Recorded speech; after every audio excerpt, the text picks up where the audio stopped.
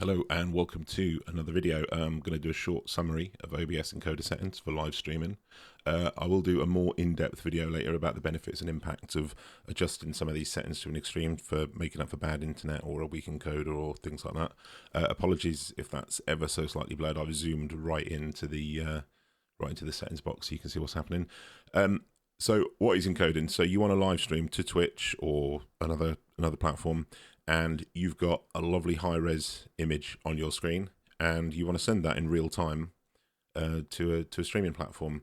Now, that's a very high-quality image on your screen, and we need to compress it to something very small in real time or with a very, very low latency.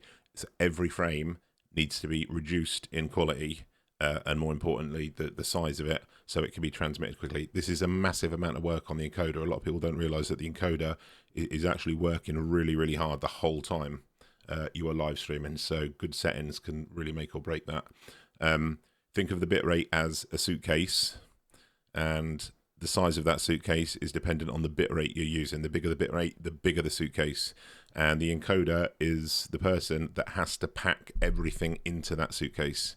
So if you have bad internet and you can only use a low bit rate, that means you've got a very small suitcase.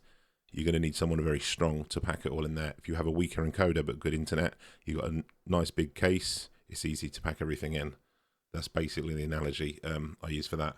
So a basic overview of the settings, what you want to do for OBS, go to settings, open this settings box. The two main tabs, the two important ones, are output and video. So we go straight to the video one. The base canvas resolution here, a lot of people say set this to your monitor size, which isn't really wrong, but that's not really what it is. This is the preview window that you see behind you there that would have your video in. This is the resolution of that. So if you're streaming at 720p, which is a great resolution to stream at and plenty enough in most people's opinion, there's no point you having a 4K canvas because it's going to build the preview in 4K. And it's just not worth it. If you only stream in 720p and use all gameplay footage in 720p, having a canvas of 720p can be very useful because you're reducing load on the encoder. You will see here at this point, because the canvas size and the output size to Twitch is the same size, downscale filter, resolutions match, no downscaling required. So that's immediately lightening the load on what your encoder has to do. I stream in 720, but I occasionally want to do 1080p recordings, and every time you change this, you will have to resize everything in your scene. So I leave that on 1080p, so I can record in 1080p when I need to, and we're going to output at 720p to Twitch. Rescaling filters, the only two you should be interested in is bicubic and Lanczos.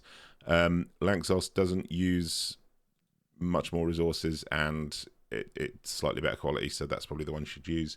The frames per second that you want to output doesn't have to be 60.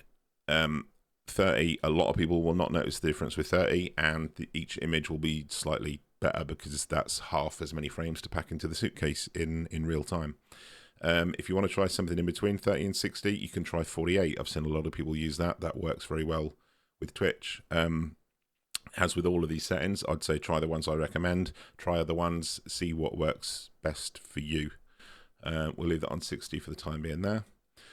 So we're set up here. We have a canvas size. We are outputting at 720p. Our filter is set, and frames per second is set. The important one, output tab. Make sure you change it to advanced at the top, so you can see all of the settings. The streaming tab. Audio encoder, leave it as it is. In most cases, you won't have an option. Video encoder, X264 is using the CPU. We're not really going to be doing that in most cases, so you will most likely have either an AMD or an Nvidia graphics card. So if you are using AMD, you will choose the AMD HW-H264 codec. That's the codec it's using to reduce the video down in size. I'll have a screenshot in a moment to show you of the Nvidia one. Rate control, don't rescale is not really ever needed. I don't believe that's ever really a good option in most cases. Rate control, CBR, constant bit rate, that's what you always want for live streaming. Bit rate, the maximum for non-partners is 6,000, for partners is 8,000. I always use 5800 and that leaves 200 to get the 160 kilobits of audio in there as well. I seem to get less fluctuations. Again, try amounts that work for you. If your internet is, maybe say for example you only have 6 megabits upload on your internet, maybe try 3000 or 4000. These can be adjusted in OBS Studio while you are live, but the lower the bit rate, the harder the encoder has to work, and maybe the worse quality the video will be. So again, try what works for you. Keyframe interval always needs to be 2 seconds. It says 0 is auto. That will work for some people. Other people it doesn't seem to work for. However, Twitch and most live streaming services are going to like 2 seconds or 2000 milliseconds, depending on what your options is. This is how often that a whole new frame is taken and then encoded from that. So if you're at 60 frames per second, every 120th frame is going to take a whole new frame and then make changes to that and then take a whole new frame and so on. Preset, in most cases you can use quality. If you're dropping frames, you could up your bitrate slightly and then maybe try balanced or speed. This is basically how long it's going to spend on each frame. With quality, it's going to work harder on each frame to give you a higher quality. Profile always wants to be high. Sometimes by default it's on main. OBS will be competing with whatever you're playing with for resources there. OBS wants to be the priority resource there, so always have that on high. B-frames isn't something you really need to worry about. That's used with look ahead. That should be on 2. Make sure that stays on 2. At this point, I will bring up the panel for an Nvidia card. So largely the same. Couple of the options worded differently there. Video encoder, Nvidia NVENC H.264. It may say NVENC H.264 new for you. Either one, that'll be if you've got a 3000 or a 4000 series card. Use new if you've got it. If not, use the other one. Again, no rescan output. Rate control still CBR. Bitrate the same. 2 seconds on the keyframe. The preset, instead of saying quality, balanced, and speed, it's got from P1 to P7, with P7 being the slowest one at the best quality, i.e. that's where the encoder works hardest. If you get any encoder overload, gradually drop this down, try P5, P4, go from there. High quality tuning, multi-pass mode. There's single pass, 2 pass in quarter resolution, or 2 full passes, which is how many times it looks over the frame. Try 2 passes quarter resolution. Single pass will make it encode it quicker, but it's not actually going to look as good. But again, try it, see what you think. Profile for OBS, obviously still on high. You've got a couple of other options here. Look ahead is for looking ahead what's coming with the frames. That works with B frames. You want that unticked, leave B frames on 2. You don't need to touch that. Psycho-visual tuning is complicated, but it's kind of a method where it looks at what's happening in the frame, the changes, the bits that are changing. If you're running along and the sky isn't really changing and the surface you're running on is changing a lot, it will focus more on the areas that are changing a lot. However, it does use resources to do this. So I generally use psycho-visual tuning unticked. Again, try it. I haven't had a lot of success with changing this during a stream. It almost seems like it doesn't take full effect unless I start a stream with it on. But again, try it on, try it off, see what you think. So yeah, so we've got all the output settings set right there. Said about the bitrate there, yeah. So how you want to see what you've done at this point without like going live every time you make a change. So go over to the recording tab. Here it shows where your recorded videos will go to.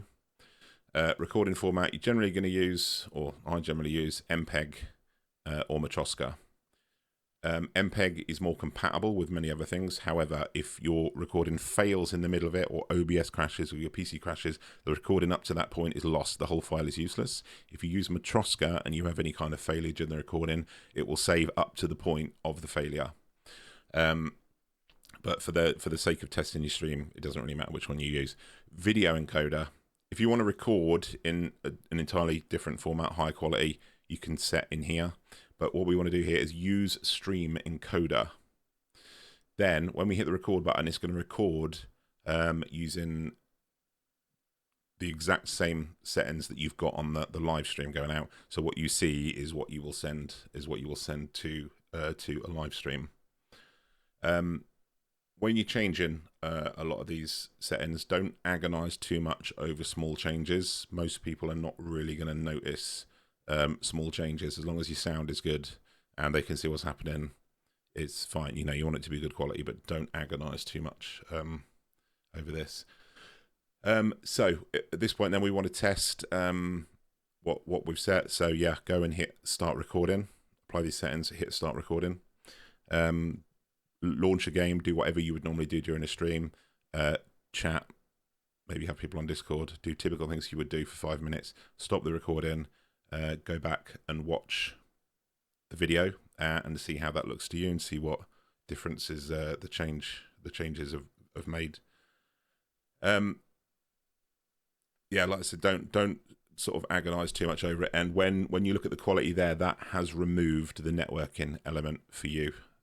So if you're having issues with your internet, the video is still going to look fine because it didn't go anywhere. You just recorded it where you were. The network thing is another issue. Maybe try reducing your bitrate.